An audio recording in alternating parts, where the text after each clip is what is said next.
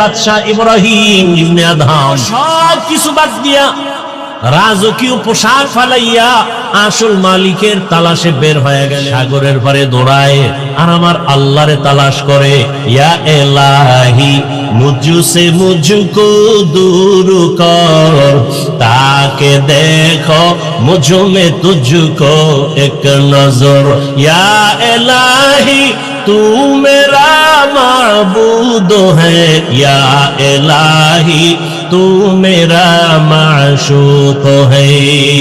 আল্লাহর তালাশে সাগরের পারে পারে দৌড়ায় জঙ্গলে। একদিন ইব্রাহিম ইবনে আদহামের হুকুমে যারা চলতো বড় বড় অফিসার, একদিন বিকাল বেলা হাওয়া খাইতে সাগরের পারে চলে গেল। গিয়ে দেখে আগের সেই বাদশা ইব্রাহিম সাগরের পারে সেরা জামা পইরা বসা। ডাক দিয়া কয়, রে বাদশা ইব্রাহিম ইবনে আদহাম, তুমি বাদশাহী চাইতে কি পাইছো? এর থেকে বড় কিছু পাইছি। বলে কেমনে? দেখবি নি? কয় তোরা দেখবি নি? কয় হ্যাঁ। হাতের মধ্যে একটা লোহার সুই ছিল, সাগরে ফালাই দিছে। সাগরে ফালাইয়া কিছুক্ষণ পরে কয়, দেখ আমার ক্ষমতা। এতদিন আমার কথা শুনতো বলখের মানুষ, আর এখন তাকা দেখ আমার ক্ষমতা কত বড়।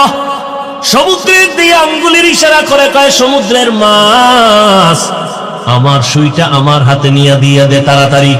বলা মাত্র হাজার হাজার মাছ স্বর্ণের একটা সুই মুখে নিয়ে সব হাজির। ইব্রাহিম কয়, আমার তো স্বর্ণের সুই ছিল না, আমার ছিল লোহার সুই। আমার লোহারটা দে, স্বর্ণেরটা তো আমার না, সব নিয়ে চলে যা। এবার লোহার সুইটা নিয়ে পরে একটা মাছ এসে হাজির। দেখে অবিকল সেই সুইটা হাতের মধ্যে নিয়ে কয়, এ দুনিয়াদারেরা তাকায় দেখ, তোর কথা বলখের মানুষ শুনে, আর এখন আমার ক্ষমতা এত পাওয়ার, নদীর মাছ আমার কথা শুনে। বান্দা যখন আল্লাহর গোলাম হয়ে যাবে, গোটা দুনিয়া তার গোলাম হয়ে যাবে। গোটা দুনিয়া তার কথা শুনবে, মাটি তার কথা শুনবে। ওমরে ফারুক রাদিয়াল্লাহু তাআলা আনহু নবীকে জবাই করতে যায়। সেই ওমর এই পরিমাণ দামি হয়ে গেল, 27 বছরের যুবক তরবারি নিয়ে যায় নবীরে জবাই করবে। রহমতের নবীর চেহারা দেখা কলিজা ঠান্ডা হয়ে গেল। এখন আমার আল্লাহর কাছে ওমর এত দামি হয়ে গেল। আল্লাহ ওমরের কথার সাথে একমত হয়ে কোরআনের মধ্যে আয়াত পর্যন্ত নাজিল করেছেন। এই জন্য বান্দা, রিজিক যার থেকে পাইতেছো তাকে চিনো। এই যে জিব্বা নামের মেশিন নাড়ায় নাড়ায় কত কথা বলতেছি, মাইকে কথা বলি, বিদ্যুতের বাতি জ্বলে, চার্জ যায়, বিল দেওয়া লাগে। গাড়ি চলে, ব্যাটারির মধ্যে চার্জ লাগে, ব্যাটারি ড্যামেজ হয়ে যায়, কিনতে হয়। আবার তেল ঢুকাও, গ্যাস ঢুকাও। কিন্তু জিব্বা নামের যেই মেশিনটা নাড়াইয়া এই পর্যন্ত কত হাজার কোটি কোটি কথা সাপ্লাই হলো। কোনদিন তো এই মেশিন, কোন মেশিনে কথা বলতেছে, মেশিন কে বানাইলো, মেশিনের তৈল পেট্রোল কে দেয়, জিব্বা কোনদিন ব্যথাও করে না। ওরে আল্লাহর বান্দারা, আমার আল্লাহ কেমন দয়ার মালিক। ও বান্দা, তুমি এত সুন্দর চেহারার বড়াই করো, একবার ওকে চিন্তা করেছো এই চেহারা বানানেওয়ালা কত সুন্দর? তোমার চেহারা অত সুন্দর, বানানেওয়ালা আরো কত সুন্দর। চিন্তা করেছো এই চেহারা বানানেওয়ালা কে? সূর্যের দিকে তাকায় দেখো কত সুন্দর, কিন্তু যিনি বানাইছেন তিনি আরো কত সুন্দর। তাকে একবার চিনো। কণ্ঠ এত সুন্দর কে বানাইছেন? বানানেওয়ালা আল্লাহ আরো কত সুন্দর। এভাবে চিন্তা করতে করতে করতে করতে একবার বান্দার মধ্যে যখন আল্লাহর মোহাব্বত এসেই পড়বে, তখন তার কাছে দুনিয়া আর ভালো লাগবে না। নামাজ না পড়লে ভালো লাগবে না, রোজা না রাখলে ভালো লাগবে না। এরে আল্লাহর মোহাব্বত একবার যদি ঢুকিয়ে যায়, মাওলানা হওয়া লাগবে না, স্কুলে পড়িয়াও সে আল্লাহর গোলামিতে পরিণত হবে। ও যুবক বাবারা, বৃদ্ধ বাবাজি, পর্দার আড়ালের মা বোনেরা, একটু আগেই তো বলতেছিলাম, আপনার আমার আল্লাহ এক, নবী এক, কোরআন এক, কাবা এক, ধর্ম এক, কালেমা এক, দুনিয়াতে আসছি তাও এক, বিদায় বেলা কাফন সংখ্যা এক, কালারও এক, কবরের এক। ও আল্লাহর বান্দারা, এরপরেও কেন আপনাকে আমার বয়ান করা লাগে? বয়ান তো তাদেরকে করবো যারা আল্লাহ চিনে না, নবী চিনে না, কিয়ামত বুঝে না, কোরআন বুঝে না। অথচ আপনারা আল্লাহও চিনেন, নবীও চিনেন, কোরআনও চিনেন, হাদিসও চিনেন। আপনাকে বয়ান করবো কেন? শুধু বয়ান করবো কেন এতটুকুই না, বৃষ্টি নাই, রৌদ্র নাই, দিন নাই, রাত নাই, আপনাদের পেছনে সময় ব্যয় করে করে সারা দেশের ওলামায়ে কেরাম, তাবলীগ ওয়ালা, পীর মাশায়েখ, জুমার খতিব সহ সবাই আপনাদের পেছনে মেহনত করার ফলাফল এখনো বড় দুর্বল। একই আল্লাহর গোলাম, একই নবীর উম্মত, আমিও আল্লাহর গোলাম, আপনারা আল্লাহর গোলাম, অথচ আমি টুপি খুলতে চাই না, বড় লজ্জা। আর আপনি কেমন আল্লাহর গোলাম যে টুপি দিতে চান না, লজ্জা। কোরআন আল্লাহ দিছেন নবীর জমানে, বলছেন সাহাবায়ে কেরাম লেখছেন, ঠিক হাদিসও রাসূল বলছেন, সাহাবায়ে কেরাম লেখছেন। কোন মূর্খ যদি বলে যে আমি কোরআন মানি, হাদিস মানি না, কেন? হাদিস আমাদের পর্যন্ত আসতে ঝামেলা হতে পারে এই সন্দেহে। তাহলে কোরআন যিনি শুনাইলেন, হাদিসও তো তিনিই শুনাইলেন। তা হাদিসে সন্দেহ হলে তো কোরআনেও সন্দেহ হওয়া উচিত। পৃথিবীতে এরা শুধু ইসলামের শুধু দুশ্মন না। আমি গতকাল জুমায় বলেছি উত্তরায় যে শুধু দুশ্মন না, ইসলামের নিকৃষ্টতম দুশ্মন। যারা বলে আমরা হাদিস মানি, কি মানি, কোরআন মানি, কি মানি না, এরা নিকৃষ্ট ভণ্ড, এরা নিকৃষ্ট ইসলামের দুশ্মন। কোরআন সাহাবায়ে কেরাম পাইছেন রাসূলের জবান থেকে, হাদিস সাহাবায়ে কেরাম পেয়েছেন রাসূলের জবান মুবারক থেকে। তাহলে হাদিসে ঝামেলা হলে কোরআন ঝামেলা হওয়া তো বোঝা যায়। আমাদের আহলে সুন্নাত ওয়াল জামাতের চূড়ান্ত আকীদা এবং ঈমান, আমরা কোরআন মানি যেভাবে, হাদিসও সেভাবে মানি। কোরআনও সত্য, হাদিসও সত্য, কোনো সন্দেহ নাই। আল্লাহ বুঝার তৌফিক দান করেন। তাহলে দুইটা পয়েন্ট আমি বললাম। এক পয়েন্ট বললাম মানুষের জীবনের সব সমাধান ঈমান, ইসলামে, কোরআনে আছে, তো আছে। অতএব যদি কেউ বলে ইসলামে রাজনীতি নাই, তাহলে তার ঈমান আছে? আল্লাহ আমাদের বুঝার তৌফিক দান করেন। ইসলামের রাজনীতি সবাই করবে না, বরং বহু বেঈমান বাপ মুসলমান আছে বিরোধিতা করে। সেই বিরোধিতার সংখ্যা কিন্তু কমে আসতেছে, সংখ্যা খুবই নিকটবর্তী সময় আসবে, দেখবেন গোটা জমিনে শুধু ইসলামেরই আলোচনা চলবে, ইসলামী রাজনীতির আলোচনা চলবে। এ জমিন চলবে ইসলামী রাজনীতিতে। খুব বেশি সময় বাকি নেই, খুব দ্রুত সময়। আমাদের কপাল একটু খারাপ, আমি হুজুরকে কথা বলতেছি, কারণ এই সিচুয়েশনে উলামায়ে কেরাম যদি এক হয়ে যায়, তাহলে এখনই সম্ভব ইসলাম দিয়ে রাষ্ট্র চলবে, এখনই সম্ভব। এ জাতি এখন চায় সব আলেমে এক হোক, হয় না চেয়ারে বসবে কে, এ নিয়ে একটু ভিতরে ভিতরে, বুঝেন নাই? আর একটু দূরত্ব তৈরি হয় আপনাদের কারণে। আপনারা একজনকে খুব কাছে টানেন, আর একজনকে ঠেলে ছুড়ে দেন, অমুক হুজুর ভালো, আর এক হুজুর কাফের। ব্যাস এই ফেসবুকে লেখালেখি কইরা আপনাদের মধ্যে একটা ডিভাইড তৈরি করে রাখছেন, অথচ এটা উচিত না। ইমাম সাহেব নামাজে দাঁড়াবেন, তার ভুল হতে পারে না, পারে না? ভুল হলে কি করতে হবে? কি করতে হবে? লোকমা দিতে হবে। কি দিতে হবে? তো ইমাম সাহেব নামাজে ভুল করলে লোকমা দিবেন, সে লোকমাটা কে দিবেন, কিভাবে দিবেন, সিস্টেম আছে না নাই? নামাজের মুসল্লিরা লোকমা দিবেন না রাস্তার মুসল্লি? বেনামাজি কেউ লোকমা দিলে হবে? যে নামাজে নাই সে যদি লোকমা দেয়, এটা লোকমা দেওয়া না, এটা বেয়াদবি করা। অতএব উলামায়ে কেরামের কোন ত্রুটি যদি থেকেও থাকে, সে বিষয়ে সতর্ক করবেন উপরস্থ দেশের শীর্ষস্থানীয় উলামায়ে কেরাম। যারা আলেম না, তারা আলেমের ভুল ধরা, এটা লোকমা না, বেয়াদবি। এটা কি? বেয়াদবি। আল্লাহ আমাদেরকে আদবওয়ালা জিন্দেগি দান করেন। লিকুল্লি শাইইন জিনাতুন ফিল ওয়ারা ওয়া জিনাতুল মারই তামামুল আদাবি। আজ খোদা খা হি মে তৌফিক আদব, বে আদব মাহরুম গাশত আজ ফজলে রব। জেনারেটর নাই?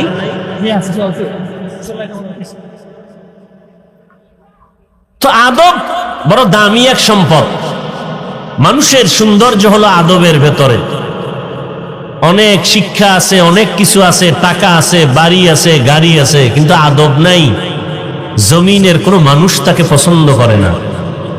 আর একটা লোক শিক্ষা কম, টাকা কম, কিন্তু বিনয়ী, নম্র, ভদ্র, সবাই তাকে ভালোবাসে, মহব্বত করে। এজন্য আল্লাহর প্রিয় এক গোলাম আহলুল্লাহ তিনি বলেন, প্রত্যেকটা জিনিসের সৌন্দর্য আছে, মানুষের সৌন্দর্যের নাম কি?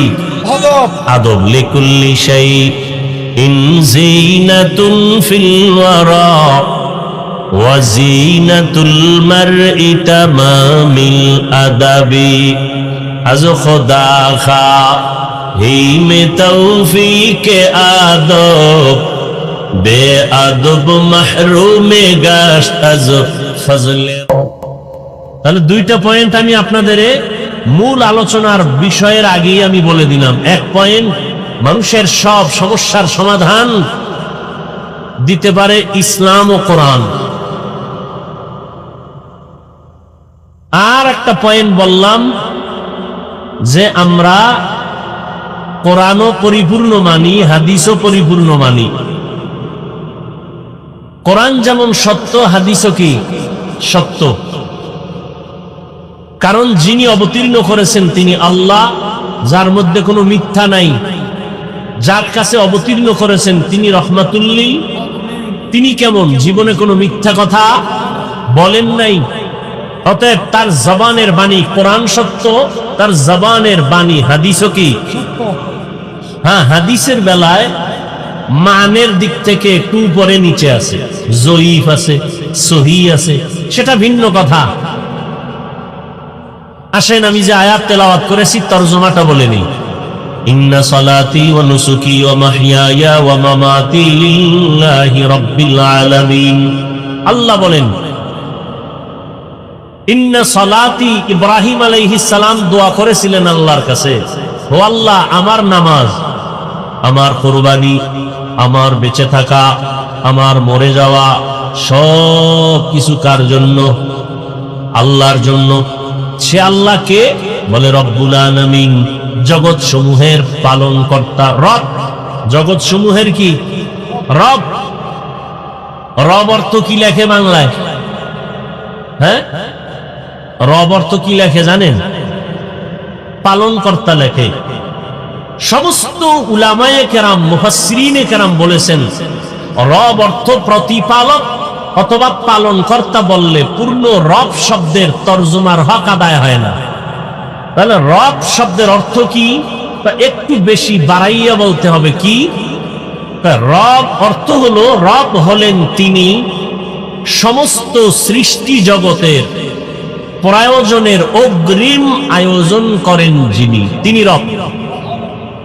রব হলেন তিনি সমস্ত মাখলুকতের প্রয়োজনের অগ্রিম আয়োজন করেন যিনি, তিনি হলেন রব। তিনি রব হওয়ার কারণে গর্তের পিপিলিকা না খাইয়া মরে না। তিনি রব হওয়ার কারণে নদীর প্রাণী না খেয়ে মরে না। তিনি রব হওয়ার কারণে জঙ্গলের হাজারো প্রাণী না খেয়ে মরে না, মরলে না খাইয়া মরে। আশরাফুল মখলুক আমরা মানুষ, আমরা মানুষ না খেয়ে মরি, কষ্ট পাই, কিন্তু আশরাফুল মখলুক মানুষ কষ্ট তো পাওয়ার কথা, ভিন্ন প্রাণী, অথচ তারা পায় না, আমরা পাই। মাঝে মাঝে গরু না খেয়ে কষ্ট পায়, সেটা তার কারণে না, আশরাফুল মখলুকের আকাম করার কারণে।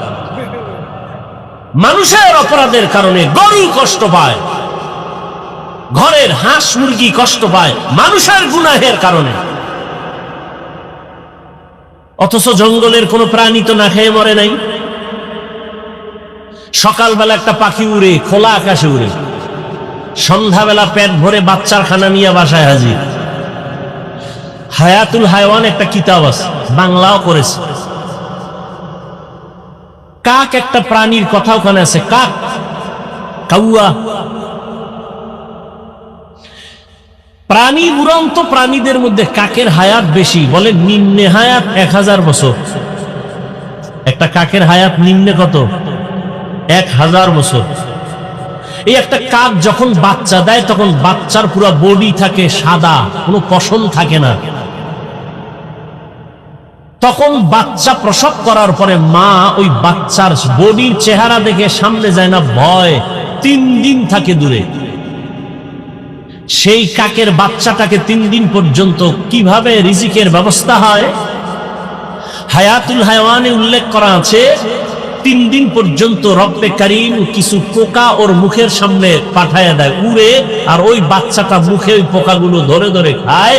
3 দিনের মধ্যে বাচ্চার সাদা শরীর কালো পশমে কালো হয়ে যখন হয়ে যায়, তখন 3 দিন পরে মা এসে নিজে খানার ব্যবস্থা বাচ্চার সামনে এসে করে।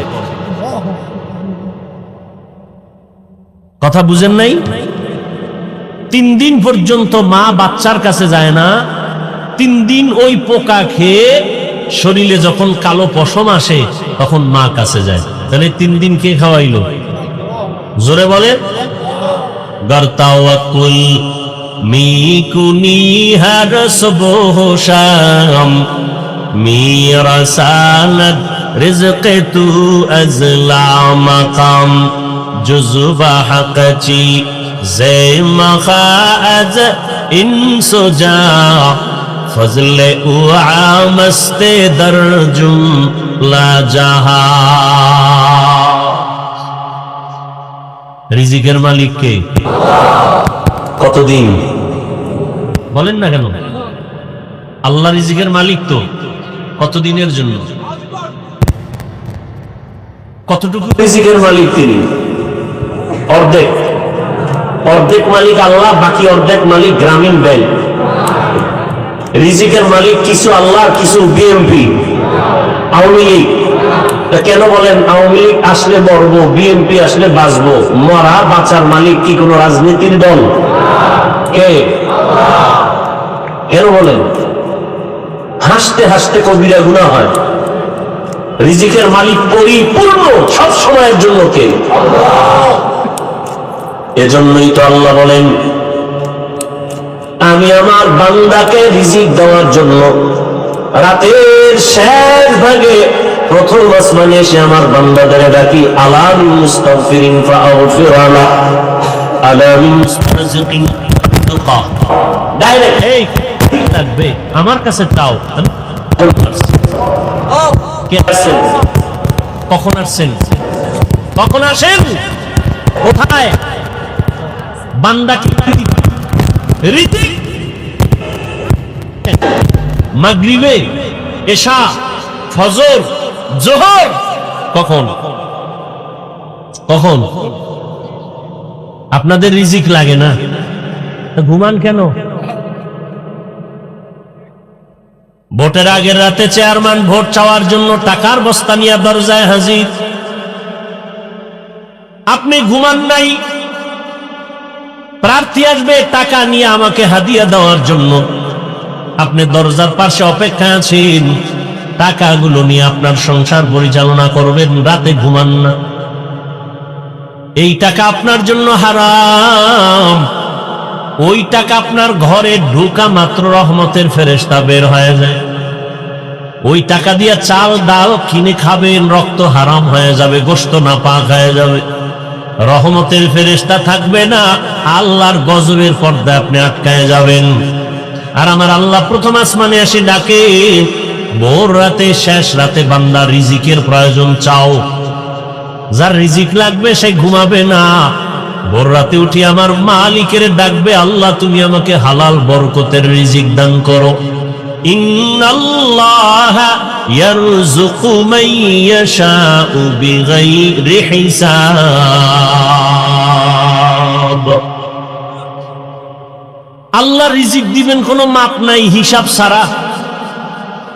বাদশাহ হারুন রশিদের নাম শুনছেন আপনারা? শুনে থাকলে বলুন তার স্ত্রীর নাম কি? কি খবর নেই।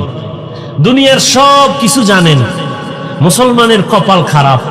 ওই যে বললাম না, খানায় কষ্ট পাবে পিপিলিকা, গরু, নদীর মাছ, অথচ ওরা পায় না। আমরা পাই কেন? আমরা তো আশরাফুল মখলুক।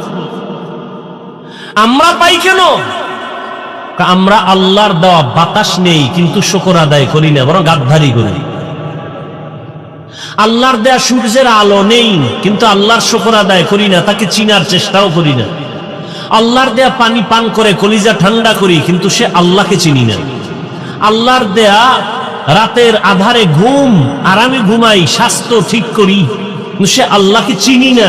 কার দেওয়া রাতের আধার আমি নিলাম, কার দেয়া বাতাস নিচ্ছি, কার দেয়া সূর্যের আলো নিতেছি, এর স্রষ্টাকে তাকে চিনিই না। আল্লাহ হেদায়াত দান করুন। আল্লাহ আসেন রিজিক দেওয়ার জন্য। কি প্রয়োজন তোমার? বাদশাহ হারুন রশিদের স্ত্রীর নাম জুবায়দা খাতুন। জুবায়দা কোরআনে হাফেজা, তার কাজের লোক ছিল 100 নারী, সবাই হাফেজা। 24 ঘন্টার প্রতিটি সেকেন্ড জুবায়দার ঘরে শুধু তেলাওয়াত, কোরআনের তেলাওয়াতের আওয়াজ। 1 সেকেন্ড টাইমও বাদ নেই। বলে কেমনে? ওই যে 100 মহিলা হাফেজা শিডিউল করে দিছে, টাইম ভাগ করে, তুমি আধা ঘন্টা তেলাওয়াত করো, তুমি 10 মিনিট করো, তারপরে তুমি তেলাওয়াত করে কাজে যাও। কাজও চলতেছে, তেলাওয়াতও চলতেছে। বাদশাহ হারুন রশিদ তিনি শুধু রাষ্ট্রনায়ক, একজন রাজনীতিবিদ, রাষ্ট্রের পরিচালক না, তিনি জগৎ বিখ্যাত একজন আল্লাহর ওয়ালি। বাদশাহ হারুন রশিদ ওজিরকে নিয়ে যাচ্ছে কোথাও, রাস্তায় হঠাৎ এক বৃদ্ধ লোকের সাথে মোলাকাত। দেখে বৃদ্ধ লোক প্রচন্ড রোদের তাপের মধ্যে রাস্তার পার্শ্বে একটা ফলের গাছ রোপণ করতেছে, ঘাম। বাদশাহ হারুন রশিদ বলে, এই বুড়া, তুমি এই রোদের তাপে এত কষ্ট করে কি করো? কয় ফলের গাছ রোপণ করি। বলে এত কষ্ট করে? তোমার বয়স কত? বলে জানি না, মরার কাছাকাছি। বলে তুমি যে কষ্ট করে ফলের গাছ রোপণ করতেছো, গাছ বড় হবে কবে? ফল হবে কবে? তুমি খাইবা কবে? বুড়া বলে, আপনি কি পাগল হয়ে গেলেন? আমার বাপ দাদারা গাছ রোপণ করেছে, সে ফল আমরা খাই। আমরা গাছ রোপণ করে যাব, আমাদের পরবর্তী প্রজন্ম, আমার সন্তান নাতিরা খাবে। জবাবটা সুন্দর না? বাদশাহ হারুন রশিদ খুশি হইয়া 1000 দিনার তাকে পুরস্কার দিল। বুড়াও সেই বুড়া চিৎকার দিয়া বলে, মানুষ ফলের গাছ রোপণ করে 1 বছর পরে ফল পায়, আমি ফলের গাছ রোপণ করে জাগাত পুরস্কার বা ফল পেয়ে গেলাম 1000 দিনার। বাদশাহ হারুন রশিদ খুশি হইয়া আরো 1000 দিনার দিস। বুড়ায় কয়, মানুষ গাছ লাগাইয়া বছরে ফল পায় একবার, আমি নগদ পাইলাম 2 বার। ওজির বলে, বের হও এখান থেকে, নয় বুড়া যেই বুদ্ধি শুরু করছে তোমাকে ফকির বানায় ছাড়বে। এখান থেকে কি উপদেশ আমরা পেয়েছি? এখান থেকে উপদেশ পাই, আসল মালিকের সাথে সম্পর্ক তৈরি হয়ে গেলে তখন আর হাদিয়ার লিমিট থাকে না। আল্লাহ বলেন, আমার সাথে সম্পর্ক যদি করো তাহলে এই পরিমাণ বেহিসাব রিজিক দিব, তোর 14 পুরুষকে শেষ করতে পারবে না। হালাল রিজিকে বরকত। পুরান কথা, একটা কুকুর বাচ্চা দেয় 5টা 7টা, একটা গরু বাচ্চা দেয় 1টা। কয়টা? কতটা কুকুর জবাই হয় সোনার বাংলায়, মানুষ খায়? গরু হাজার হাজার হাজার হাজার কোটি গরু জবাই হয়, কুকুর জবাই। বরং কুকুর অনেক শ্রম দিয়ে লালন পালন করে বড় বানায়। সেই কুকুর বাচ্চা দিল 5টা, গরু দিল 1টা, জবাই হলো হাজারো কোটি গরু, কুকুর জবাই হলো না। হিসাবটা বুঝে থাকলে বলুন, আমার দেশে কুকুর বেশি না গরু বেশি? হিসাব মিলান তো করবে, কারণ কি খুব বুদ্ধি লয় তো চলে। একটু ক্যালকুলেটর লন না, কম্পিউটারে বসেন না, হিসাবটা মিলান তো। আপনি যদি এই কথার জবাব দেন, আপনার থেকে জবাবটা শুনতে আমি লজ্জা পাই। কেন? আপনি যদি এই জবাবটা দিলে থাকে, তো আপনি হারাম যদি বরকত মনে না করেন, হারাম রাস্তায় দৌড়ান কেন? হারাম খেয়ে কে বড় লোক হয়েছে, লাভবান হয়েছে? যেই গাছ দ্রুত বড় হয় সে গাছ দ্রুত পড়ে যায়, ভেঙে যায়। যে গাছটা আস্তে আস্তে বড় হয় এটা টিকে বেশি। যে সমস্ত বেঈমান, মুনাফিক, জালেম, দুশ্মনেরা হারাম খায়া রাতারাতি কলা গাছ হয়, এটি রাতারাতি দেশ ছাইরা পালায়। ঘর ছেড়ে পালায়। যারা ঠিক কও তুঙ্গ গাড়িও রেডি করো, ভোটের আগে টাকা খাবা না, হারাম খাবা না, লোন খাবা না, তুঙ্গ গাড়ি রেডি করো, তোমাকেও পালিয়ে যেতে হবে, না হয় জুতার মালা গলায় পড়তে হবে। টের পাইবা কত ধানে কত চাল, টেন্ডারবাজি, চাঁদাবাজি আর ধান্দাবাজির সময় এ জাতি আর গ্রহণ করবে না। সোজা হয়ে যাও, গাড়ি রেডি রাখো। জনগণের দা জোর কইরা চুরি ঠেকাইয়া দোকানে আঘাত করে, জবাই করে, চুরি করে, ডাকাতি করে খাও, তোর বাপে কিছু দেয় নাই ফকিন্নি? জনগণেরটা জোর করে খাওয়ার অধিকার তোকে কে দিয়েছে? গরিবের হক মেরে যারা খায় ওরা জালেম। জালেমের বিচার হবে জমিনে মরার আগে। রসুলের হাদিস, জালেমের বিচার মরার পরে না আগে। যারা জুলুম করো রেডি থাকো, বিচার মরার আগেই হবে। রসুলের সহিহ হাদিস। আল্লাহ জুলুম থেকে আমাদের দেশ ও জাতিকে হেফাজত করেন। নিজে কামাই করার মুরাদ নাই, কামাই রুজি যারা করে এদের দিকে চোখ দিয়া তাকায়। এরা কত বড় চরিত্রহীন, এদের চরিত্র কত খারাপ, এদের রক্ত কত নষ্ট। নিজে কামাই করতে পারে না, অন্যের পরিশ্রমের কামাই করা টাকা মেরে দেয়। গরিবের বেতন ঠিক মতো দেয় না, কর্মচারীর বেতন ঠিক মতো দেয় না, আর বলে আমরা গরিব। আল্লাহ,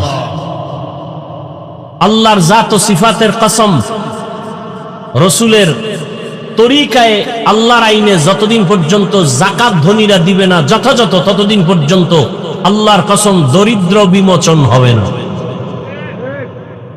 দারিদ্র বিমোচনের একমাত্র সুন্দর পথ যাকাত দেওয়া সঠিকভাবে। তাহলে মালিকের সাথে সম্পর্ক থাকলে হাদিয়ার কোনো লিমিট আছে? নাই। প্রমাণ করলো বুড়ায় অনেক কিছু পেয়ে গেল, শুধু মালিকের সাথে সম্পর্ক ভালো হয়ে গেছে, মালিকের মন খুশি করছে, এবার সীমাহীন হাদিয়া পেয়ে গেছে। বান্দা আল্লাহকে খুশি করো, সীমাহীন তোমার চাহিদা চাওয়ার আগে পূরণ হয়ে যাবে। আমরা মোনাজাতে এটা চাই সেটা চাই, কিতাবে লেখছে একজন বান্দা বেশি বেশি নামাজ পড়ে, তেলাওয়াত করে, মোনাজাত দিয়ে আল্লাহর কাছে চাওয়ার সময় পায় না। রসুল স্পষ্ট হাদিসে বলেন ওই বান্দার চাওয়া লাগবে না, আল্লাহ জানে কি দরকার, আল্লাহ চাওয়ার আগে এমনি দিয়ে দিবেন। তবে কাকে খুশি করে চলতে হবে? আল্লাহকে খুশি করতে হবে। আর কাউকে বেজার হয় হোক, আল্লাহকে বেজার করা। নবীজি বলেন লা তাআতা লি মাখলুকিন ফি মাসিয়াতিল খালিক, আল্লাহকে অসন্তুষ্ট করে পৃথিবীর কারো মন খুশি করা হারাম। পর্দা করলে আমার আল্লাহ খুশি হবেন, আত্মীয় স্বজন বেজার হয়ে যাবে। এখন আপনার ভেতরে বড় পরীক্ষা, আপনি আত্মীয়কে খুশি রাখবেন নাকি পর্দা লঙ্ঘ ঠিক রেখে আমার আল্লাহকে খুশি রাখবেন? যারা আল্লাহকে খুশি রাখবেন তারা বেপর্দায় চলবেন না, আর যারা আল্লাহকে বেজার করে চলবে, আত্মীয় স্বজন খুশি রাখবে, তারা পর্দা লঙ্ঘন করে চলবে। দাড়ি রাখলে আমার আল্লাহ খুশি হবেন, আত্মীয় স্বজন বেজার হবে। যারা আমার আল্লাহকে খুশি রাখবেন আর এই চিন্তা করবেন রিজিক দিবেন আমার আল্লাহ, সম্মানের চেয়ারে বসাবেন আমার আল্লাহ, আর এই চেয়ারের কোনো মেয়াদ নাই, দুনিয়ার টাকার লোভে জোর করে যারা চেয়ারে বসতে চায় সম্মানের জন্য, তারা এক সময় ফুলের মালা পায়, ফাইনালে জুতার মালা খায়।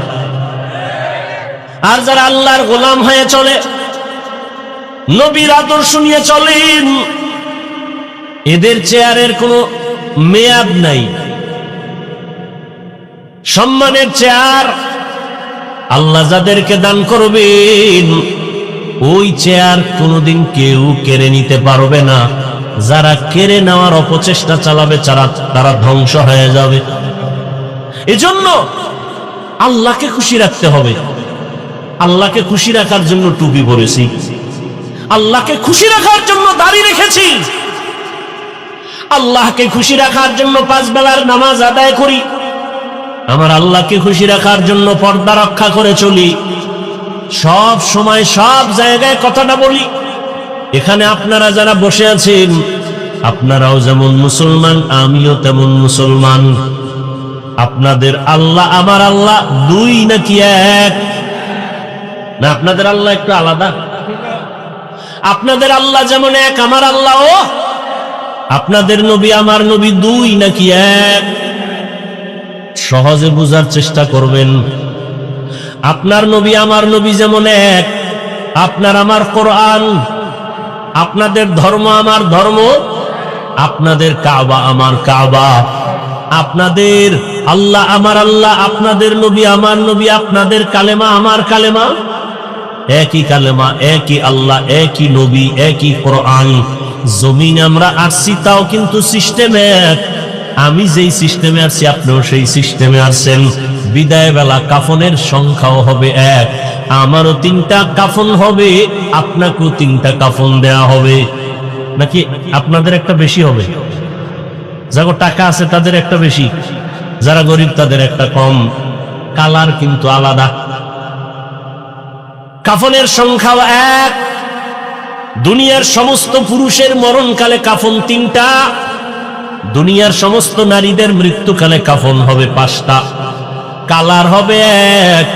কে নারী, কে পুরুষ, কে ধনী, কে গরিব, কে আলেম, কে মূর্খ, কোনো ভেদাভেদ নাই, সবার কালার এক। হুজুরদের কাফনের কালার যেমন আপনারটাও তেমন।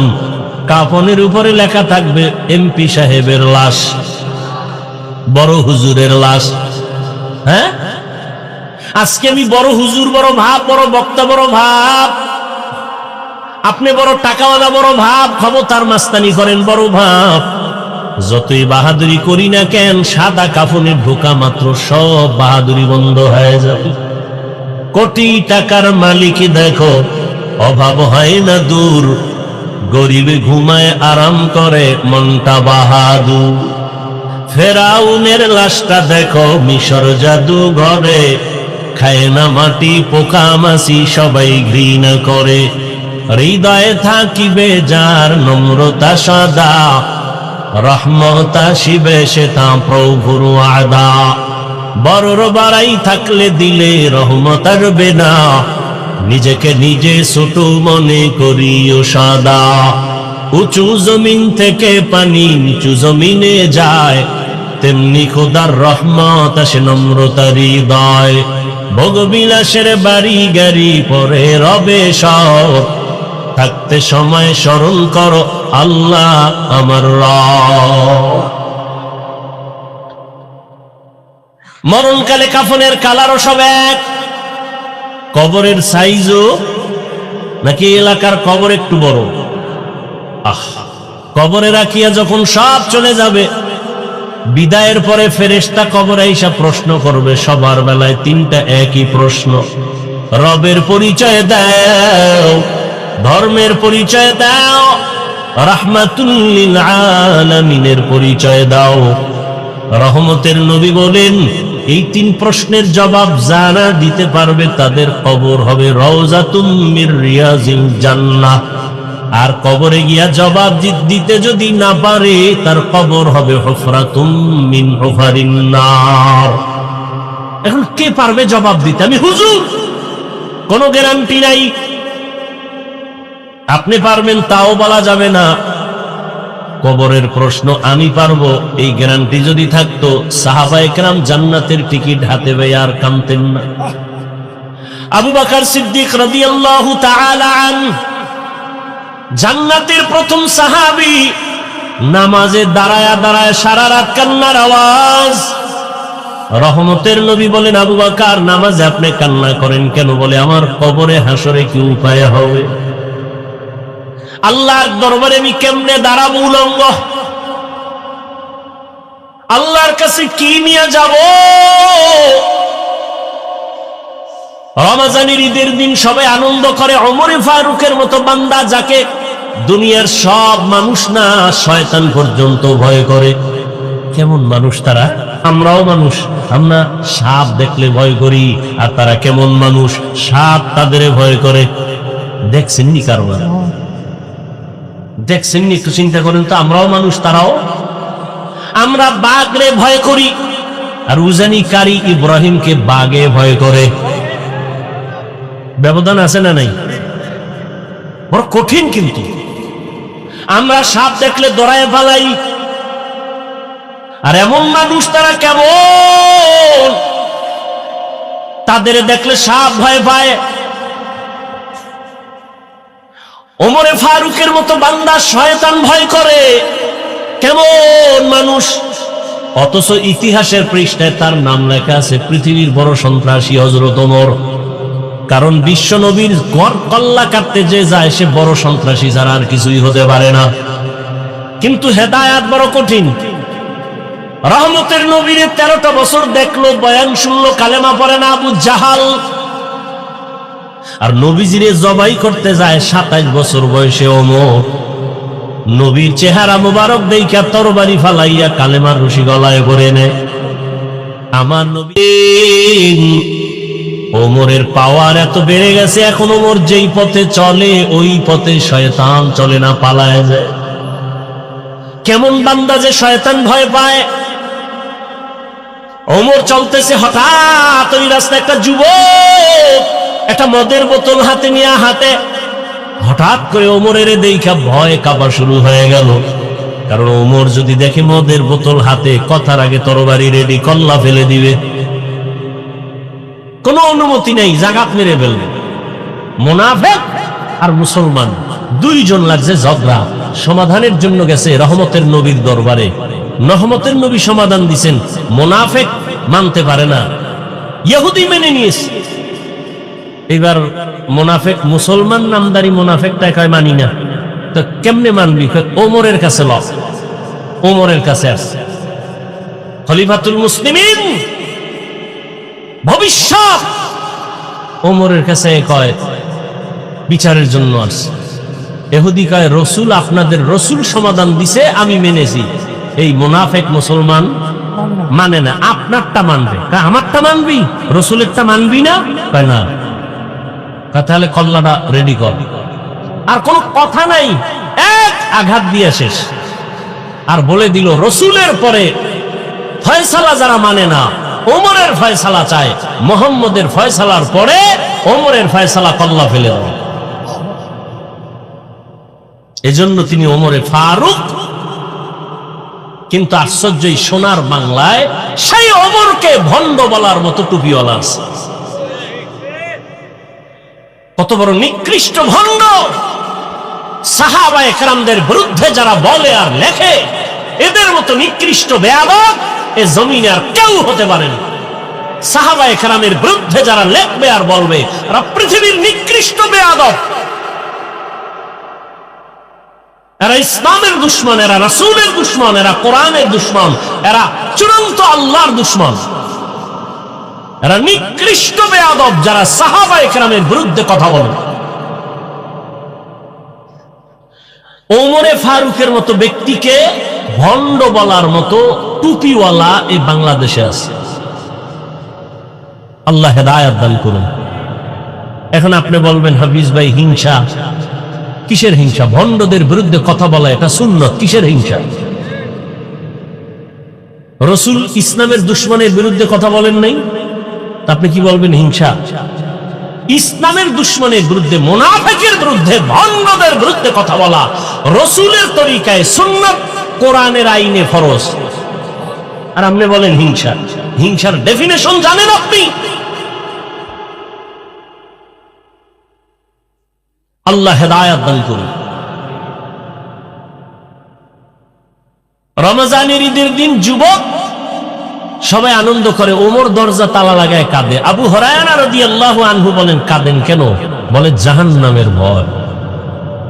চিন্তা করতে পারে। অথচ জান্নাতি সাহাবীদের দ্বিতীয় ওমর। যুবক মদের বোতল নিয়ে হাঁটে, ওমরের দেখে ভয়, ফালায় দিল ওমাই। ওমর তো দেখে ফেলছে, বোতল দেখছে, ভিতরে কি দেখেনি, আসতেছে। যুবক দৌড়ও দিতে পারে না, কানতেও পারে না, কলব দিয়ে আল্লাহরে ডাক দিয়ে, আল্লাহ জীবনের তরে আর মদ পান করুন না, মইরা গেল, অন্তত ওমরের হাত থেকে আমারে বাঁচাও। ওমর আইসে, কাই যুবক তোর হাতে পাত্র কি, বোতল দে দিকে। ও দেয় না, ভয় পাইস না, দে। ওমরের হাতে বোতলটা নেওয়া মাত্রই পুরা মদের বোতলটা ওমর তাকায় দেখে, টোটালটা বোতলে পুরা সাদা দুধে ভরপুর। তারাও মানুষ, আমরাও মানুষ। আমরা বৃষ্টিকে ভয় পাই, আর এখনো বাংলার জমিনে বহু আল্লাহর ওলি আছে যাদেরকে বৃষ্টি ভয় পায়, এখনো আছে। এক আল্লাহর বান্দা বড় বুজুর্গ দাওয়াত দিছে আমাকে ওয়াজে। আমি বললাম টোটাল বাংলাদেশে বৃষ্টি, ঢাকাতে বৃষ্টি। বলে আমার ওয়াজে বৃষ্টি হবে না, আসেন। ঠিক তার প্যান্ডেলে ঢুকার 1 কিলোমিটার আগে বৃষ্টি শেষ। বয়ান করে আসছি, আল্লাহর কসম করে বলছি, বয়ান শেষ করে আবার বের হয়ে ঢাকা রওনা হয়েছি। ঠিক বয়ানের প্যান্ডেল থেকে 1 কিলোমিটার দূরে যাওয়ার পরে আবার বৃষ্টি। এটা আমার চোখে দেখা। আমরা বৃষ্টিকে ভয় পাই, আর বৃষ্টি ওই আল্লাহর ওলিকে ভয় পায়। কারণ আল্লাহর সব থেকে প্রিয় হলো মানুষ। বৃষ্টি তো আল্লাহর প্রিয় না, বৃষ্টি আমাদের গোলাম। সূর্য আমাদের গোলাম, চাঁদ আমাদের গোলাম, বাঘ আমাদের গোলাম। আপনাদের গ্রাম এলাকায় গরু দিয়া চাষাবাদ করে না? করে না? এই চাষি যারা গরু দিয়া হাল চাষ করে, এরা কি বিয়ে পাস?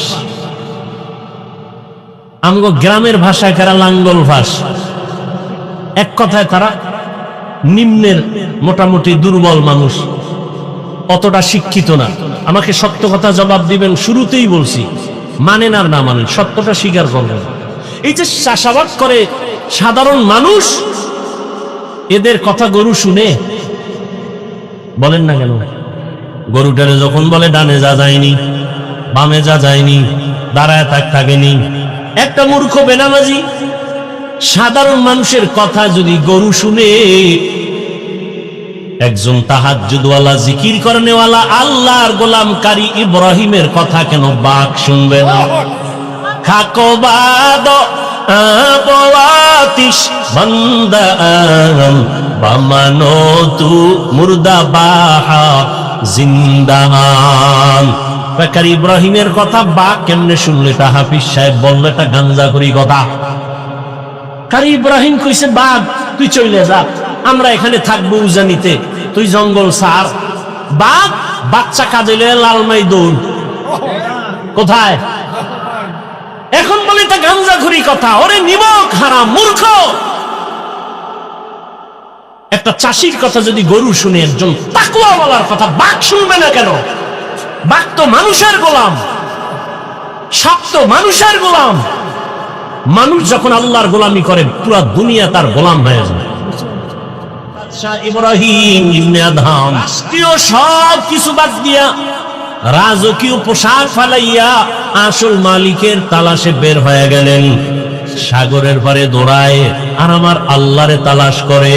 ইয়া এলাহি মুঝসে মুঝকো দূর কর, তাকে দেখো মুঝ মে তুঝকো এক নজর। ইয়া এলাহি तू मेरा माबूद है, या इलाही तू मेरा माशूक है। আল্লাহর তালাশে সাগরের পারে পারে দৌড়ায় জঙ্গলে। একদিন ইব্রাহিম ইবনে আদহামের হুকুমে যারা চলতো বড় বড় অফিসার, একদিন বিকাল বেলা হাওয়া খাইতে সাগরের পারে চলে গেল। গিয়ে দেখে আগের সেই বাদশাহ ইব্রাহিম সাগরের পারে সেরা জামা পইরা বসা। ডাক দিয়া কয়, রে বাদশাহ ইব্রাহিম ইবনে আদহাম, তুমি বাদশাহী চাইরা কি পাইছো? এর থেকে বড় কিছু পাইছি। বলে কেমনে? দেখবি নি? কয় তোরা দেখবি নি? কয় হ্যাঁ। হাতের মধ্যে একটা লোহার সুই ছিল, সাগরে ফেলাই দিছে। সাগরে ফেলাইয়া কিছুক্ষণ পরে কয়, দেখ আমার ক্ষমতা। এতদিন আমার কথা শুনতো বলখের মানুষ, আর এখন তাকায় দেখ আমার ক্ষমতা কত বড়। সমুদ্রের দিয়ে আঙ্গুলের ইশারা করে কয়, সমুদ্রের মাছ আমার সুইটা আমার হাতে নিয়ে দিয়ে দে তাড়াতাড়ি। বলা মাত্র হাজার হাজার মাছ স্বর্ণের একটা সুই মুখে নিয়ে সব হাজির। ইব্রাহিম কয়, আমার তো স্বর্ণের সুই ছিল না, আমার ছিল লোহার সুই। আমার লোহারটা দে। স্বর্ণেরটা তো আমার না, সব নিয়ে চলে যা। এবার লোহার সুইটা নিয়ে পরে একটা মাছ আইসা হাজির, দেখে অবিকল সেই সুইটা হাতের মধ্যে নিয়ে কয়, এ দুনিয়াদারেরা তাকায় দেখ, তোর কথা বলখের মানুষ শুনে, আর এখন আমার ক্ষমতা এত পাওয়ার, নদীর মাছ আমার কথা শুনে। বান্দা যখন আল্লাহর গোলাম হয়ে যাবে, গোটা দুনিয়া তার গোলাম হয়ে যাবে, গোটা দুনিয়া তার কথা শুনবে, মাটি তার কথা শুনবে। ওমরে ফারুক রাদিয়াল্লাহু তাআলা আনহু নবীকে জবাই করতে যায়, সেই ওমর এই পরিমাণ দামি হয়ে গেল, 27 বছরের যুবক তরবারি নিয়ে যায় নবীরে জবাই করবে। রহমতের নবীর চেহারা দেখা কলিজা ঠান্ডা হয়ে গেল। এখন আমার আল্লাহর কাছে ওমর এত দামি হয়ে গেল, আল্লাহ ওমরের কথার সাথে একমত হয়ে কোরআনের মধ্যে আয়াত পর্যন্ত নাজিল করেছেন। এই জন্য বান্দা, রিজিক যার থেকে পাইতেছো তাকে চিনো। এই যে জিব্বা নামের মেশিন নাড়ায় নাড়ায় কত কথা বলতেছি, মাইকে কথা বলি, বিদ্যুতের বাতি জ্বলে, চার্জ যায়, বিল দেওয়া লাগে। গাড়ি চলে, ব্যাটারির মধ্যে চার্জ লাগে, ব্যাটারি ড্যামেজ হয়ে যায়, কিনতে হয়। আবার তেল ঢুকাও, গ্যাস ঢুকাও, কিন্তু জিব্বা নামের যেই মেশিনটা নাড়াইয়া এই পর্যন্ত কত হাজার কোটি কোটি কথা সাপ্লাই হলো। কোনদিন তো এই মেশিন, কোন মেশিনে কথা বলতেছে, মেশিন কে বানাইলো, মেশিনের তৈল পেট্রোল কে দেয়, জিব্বা কোনদিন ব্যথাও করে না। ওরে আল্লাহর বান্দারা, আমার আল্লাহ কেমন দয়ার মালিক। ও বান্দা, তুমি এত সুন্দর চেহারার বড়াই করো, একবার ওকে চিন্তা করেছো এই চেহারা বানানেওয়ালা কত সুন্দর? তোমার চেহারা অত সুন্দর, বানানেওয়ালা আরো কত সুন্দর। চিন্তা করেছো এই চেহারা বানানেওয়ালা কে? সূর্যের দিকে তাকায় দেখো কত সুন্দর, কিন্তু যিনি বানাইছেন তিনি আরো কত সুন্দর। তাকে একবার চিনো। কণ্ঠ এত সুন্দর, কে বানাইছেন? বানানেওয়ালা আল্লাহ আরো কত সুন্দর। এভাবে চিন্তা করতে করতে করতে করতে একবার বান্দার মধ্যে যখন আল্লাহর মোহাব্বত এসেই পড়বে, তখন তার কাছে দুনিয়া আর ভালো লাগবে না, নামাজ না পড়লে ভালো লাগবে না, রোজা না রাখলে ভালো লাগবে না। এরে আল্লাহর মোহাব্বত একবার যদি ঢুকিয়ে যায়, মাওলানা হওয়া লাগবে না, স্কুলে পড়িয়াও সে আল্লাহর গোলামিতে পরিণত হবে। ও যুবক বাবারা, বৃদ্ধ বাবাজি, পর্দার আড়ালের মা বোনেরা, একটু আগেই তো বলতেছিলাম, আপনার আমার আল্লাহ এক, নবী এক, কোরআন এক, কাবা এক, ধর্ম এক, কালেমা এক, দুনিয়াতে আসছি তাও এক, বিদায়বেলা কাফন সংখ্যা এক, কালারও এক, কবরের এক। ও আল্লাহর বান্দারা, এরপরেও কেন আপনাকে আমার বয়ান করা লাগে?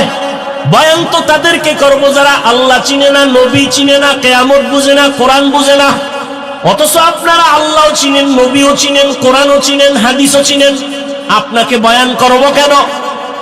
শুধু বয়ান করব কেন এতটুকুই না, বৃষ্টি নাই, রৌদ্র নাই, দিন নাই, রাত নাই, আপনাদের পেছনে সময় ব্যয় করে করে সারা দেশের ওলামায়ে কেরাম, তাবলীগওয়ালা, পীর মাশায়েখ, জুমার খতিব সহ সবাই আপনাদের পেছনে মেহনত করার ফলাফল এখনো বড় দুর্বল। একই আল্লাহর গোলাম, একই নবীর উম্মত, আমিও আল্লাহর গোলাম, আপনারা আল্লাহর গোলাম, অথচ আমি টুপি খুলতে চাই না, বড় লজ্জা। আর আপনি কেমন আল্লাহর গোলাম যে টুপি দিতে চান না, লজ্জা। আমি টুপি খুলতে গেলে লজ্জা, আর আপনি টুপি মাথায় দিতে চান না, লজ্জা। আমিও মুসলমান, আপনিও মুসলমান, আমি দাড়ি কাটতে গেলে লজ্জা, আপনি দাড়ি রাখতে গেলে লজ্জা। আমি দাড়ি কাটতে চাই না, মরিয়া যাব, আর আপনি দাড়ি রাখতে চান না, লজ্জা লাগে। আমি মসজিদে না ঢুকলে লজ্জা, আপনার মসজিদে ঢুকতে গেলে লজ্জা। আমি পর্দা না করলে লজ্জা পাই, আর আপনি পর্দা করতে গেলে লজ্জা পান। বিষয় কি? আপনিও মুসলমান, আমিও মুসলমান। তার মানে এটা না যে আমার মতো সবাই হুজুর হইয়া যান, আমার মতো সবাই টুপিওয়ালা, দাড়িওয়ালা, পাগড়ি লাগান, তাও বলছি না। বরং আপনি স্কুলে পড়েন, কলেজে পড়েন, চাকরি করেন, ব্যবসা করেন, কোনো বাধা নাই, ওখানে থেকে আমার মাওলার হুকুম মতো জীবন চালান। আপনার মতো কত জেনারেল লাইনের মানুষ স্কুলে পড়ে, কলেজে পড়ে, চাকরি করে, ব্যবসা করে, আবার নামাজও 5 ওয়াক্ত পড়ে। সত্যটা বলেন, আছে না নাই? আপনি বাসায় যাইয়া জুতা দিয়ে কপালের উপরে বাড়ি মেয়েরা নিজেরে বলেন, তোর কপাল পোড়া কেন? কোন হুজুরের ওয়াজের দরকার নাই। নিজের কপালকে নিজে বাড়ি দিয়ে বলেন যে কপাল পোড়া। তোর মতো যুবক স্কুল কলেজে পড়িয়া 5 ওয়াক্ত নামাজ পড়ে, তোর কপাল খারাপ কেন? তুই পারো না কেন? তোমার মতো যুবক র‍্যাব, আর্মি, পুলিশ, বিডিআরের চাকরি করে 5 ওয়াক্ত নামাজ পড়ে, বলো বাবা তুমি কেন পারো না? অবশ্যই তোমার উপরে আমার আল্লাহ বেজার, মা বাবা বেজার। সেদিন একটা আর্মির ছেলে যুবক মোনাজাতের পরে যখন বের হয়ে যাচ্ছি, হাত বাড়ায় কয়, হুজুর দোয়া করবেন, আমি আর্মির চাকরি করতাম, 1 সপ্তাহ আগে চাকরি রিজাইন দিয়েছি। কেন? এখন তো আর্মির বড় সম্মান। কয় না, আমাকে বারবার বলা হয় দাড়ি কাটার জন্য। আমি বললাম আমি চাকরি ছেড়ে দিলাম, দাড়ি ছাড়বো না। হুজুর এতটুকু দোয়া করবেন, আল্লাহ হালাল ভাবে যেন উপার্জনের রাস্তা খুলে দেন। রিজিকের মালিক কে? চাকরির ভয়ে দাড়ি রাখে না, চাকরির ভয়ে পর্দা করে না। ছেড়ে দাও সব, রিজিকের মালিক কে? আমরা না খায় মরছি। আরে দুনিয়ার চূড়ান্ত ইতিহাস স্বর্ণাক্ষরে লেখা মহামারী গোটা দুনিয়াটাকে স্তব্ধ করে দিয়েছে করোনা। এত ভয়ঙ্কর মহামারীতে সবকিছু টোটাল ব্রেক হয়েছিল, কিন্তু কোন কোরআনের মাদ্রাসা বন্ধ হয়নি। কোন হুজুর না খাইয়া ট্রিপল মাস্ক লাগাইয়া সবাই করোনা থেকে দূরে। বাবায় মরে, ছেলে কাছে যায় না, করোনা। কিন্তু সেই সময়ের ইতিহাস ভুলে যাইও না রে যুবক বাবারা। ওই সময় আমার মতো টুবিওয়ালারা এই করোনার লাশগুলো নিজের কাঁধে নিয়ে গোসল করাইয়া, কাফন পরাইয়া কবরে রাখছে। একজন হুজুরেও করোনায় মরে নাই। মারা গেছে কেউ? দুনিয়ার সবাই ভেজালে আছে, কিন্তু কোরআন আর রাসূলের আদর্শ যাদের কাছে আছে এদের কোনো টেনশনই নাই। কি আমরা ইসলামের রাজনীতির বয়ান করি, তাবলীগের লাইনে চলি। আমরা ক্ষমতা পাওয়ার জন্য পাগল না, আমরা কারো উপরে জুলুম করার জন্য লালায়িত না। আমরা মরলেও লাভ, বাঁচলেও লাভ। মরলে শহীদ হয়ে যাব, বাঁচলে গাজীর মর্যাদা পাবো। আমাদের কোনো লাভ লস নাই। তোমরা নির্বাচনে যদি জিততে না পারো, গোষ্ঠী শুদ্ধ সব কিছু ধ্বংস। লজ্জায় মাথা উঠাইতে পারো না, জুতার মালা গলায় লাগবে লাগবে ভাব। আর আমরা হইতে পারলেও আলহামদুলিল্লাহ, না হইতে পারলেও আলহামদুলিল্লাহ। আমাদের হওয়া না হওয়া দুটোটাই আমাদের লাভ, কারণ আমরা আল্লাহর জন্য চলি, আল্লাহর জন্য সব কথা বলি। অতএব আমাদের ডাইনে গেলেও লাভ, বামে গেলেও লাভ, সামনে আগাইলেও লাভ, পেছনে থাকলেও লাভ। কারণ আমরা আল্লাহকে আসল মালিক মনে করে চলি, আমরা আখিরাতকে প্রাধান্য দিয়া চলি। এ কারণে দুনিয়ার যে চেয়ারে বসে হুজুরদের সালাম না দিয়া তার জীবন বাঁচে না। যারা বেয়াদবি করে ওরা ধ্বংস। আলেমের সাথে যতটা বেয়াদবি করছে সবগুলো ধ্বংস, মরার আগেই ধ্বংস। ভাইরা আমার, যারা বেয়াদবি করছে এখনো যারা করবে সব ধ্বংস, মরার আগেই ধ্বংস। মরবে না কিন্তু বিছনায় পঙ্গু হয়ে থাকবে, ওর জীবন শেষ। ভাইরা আমার, তাহলে তোমার মতো যুবক র‍্যাব, আর্মি, পুলিশ, বিডিআরের চাকরি করিয়া যদি নামাজ পড়ে তোমার পায়ে হাত রেখে জবাব চাই, বলো তুমি পারো না কেন? হুজুর বাদ দাও। তোমার মতো জেনারেল লাইনের যুবক রাস্তায় গাড়ি চালায়, ড্রাইভারি করে, চাঁদপুরে মোহনায় যাও, নদীর মধ্যে মাছ ধরে, নামাজ পড়ে নাই। জমিনে কৃষি কাজ করে, তুমি কেন পারো না? অবশ্যই তোমার উপর আমার আল্লাহ গুনার কারণে বেজার হয়ে আছে। ও আমার পর্দার আড়ালের মা বোনেরা, আপনার মতো কত মা এখন আছে এই অঞ্চলে, ঘুরেন খবর পাবেন। ওই যে এক জায়গায় খানা খাইলাম, সবাই বলল হুজুর এই ঘরের মহিলাকে এলাকার কেউ দেখে না, তার কণ্ঠের আওয়াজ কেউ শুনে না। এরে আম্মা জান, আপনার দাম কত আপনি নিজেও তো জানেন না। আপনি তো নবীদের মায়ের মতো মা, সাহাবায়ে কেরামদের মায়ের মতোই তো। আপনারা আম্মাজান খাদিজা রাদিয়াল্লাহু আনহার মতোই তো দামি নারী, ফাতেমা রাদিয়াল্লাহু আনহার মতো নারী। আপনারা তো আয়েশা সিদ্দিকা রাদিয়াল্লাহু আনহার মতো নারী। ফেরাউনের স্ত্রীর নাম কি? আসিয়ার মতো দামি নারী। এত বড় বেঈমান ফেরাউন, পৃথিবীর নাম করা বেঈমান, অথচ তার স্ত্রী আসিয়া কত দামি। রহমতের নবী বলেছেন হাসরের ময়দানে আমি মুহাম্মদের সাথে আসিয়ার সাথে জান্নাতে বিবাহ হবে। কেমন দামি নারী আসিয়া। এরে আম্মা জান, আপনাদের এত দাম, এত সম্মান, আপনাদের মতো কত নারী এই এলাকায় আছে এখনো পর্দা করে, নামাজ পড়ে, স্বামীর মাল হেফাজত করে, মোবাইলে সময় নষ্ট করে না। ও আম্মা জানেরা, আপনারা কেন পারবেন না? এখনো সময় আছে, তওবা করবেন। বৃদ্ধ বাবাজিরা, আপনার মতো কত বুড়ারা মসজিদে গিয়ে নামাজ পড়ে, আপনি কেন আদায় করতে পারেন না? আল্লাহর ভয় যদি অন্তরে জমা রাখেন, এখনো সময় আছে, তওবা করেন। আল্লাহ তওবার দরজা দিয়ে ডাকতেছেন। মনেরে বুঝাইয়া মনে মনে আল্লাহকে বলেন, হে মালিক, আমার মতো কত যুবক, আমার মতো কত বুড়া, আমার মতো কত নারী এখনো আছে পর্দা করে, নামাজ পড়ে, আমি কেন পারি না?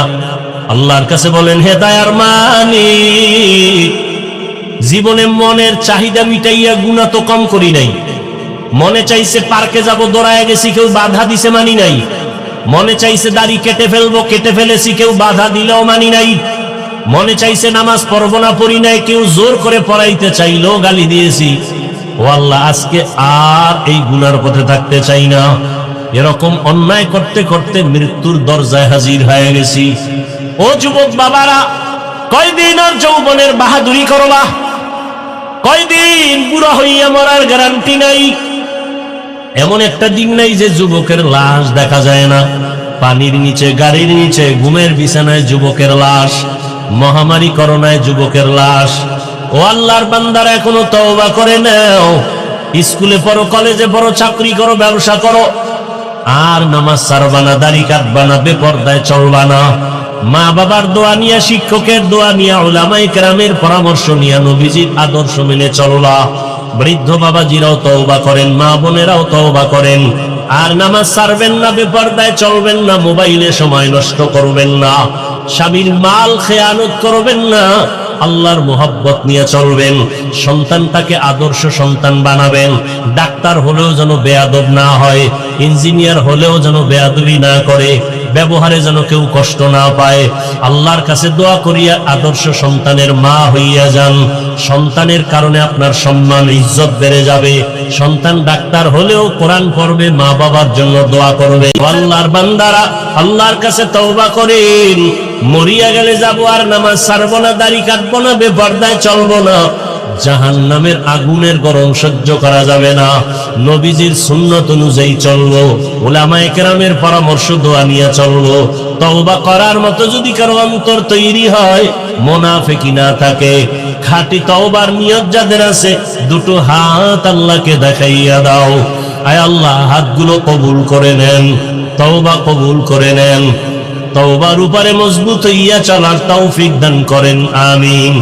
আলহামদুলিল্লাহি রাব্বিল আলামিন, والصلاة والسلام على سيد الأنبياء والمرسلين وعلى آله وأصحابه أجمعين يا أرحم الراحمين يا أرحم الراحمين يا أرحم الراحمين رب ارحمهما كما ربياني صغيرا اللهم إنك عفو كريم تحب العفو فاعف عنا اللهم ارحمني بترك المعاصي اللهم ارحمني بترك المعاصي اللهم ارحمني بترك المعاصي اللهم إنا نسألك رضاك والجنة ونعوذ بك من سخطك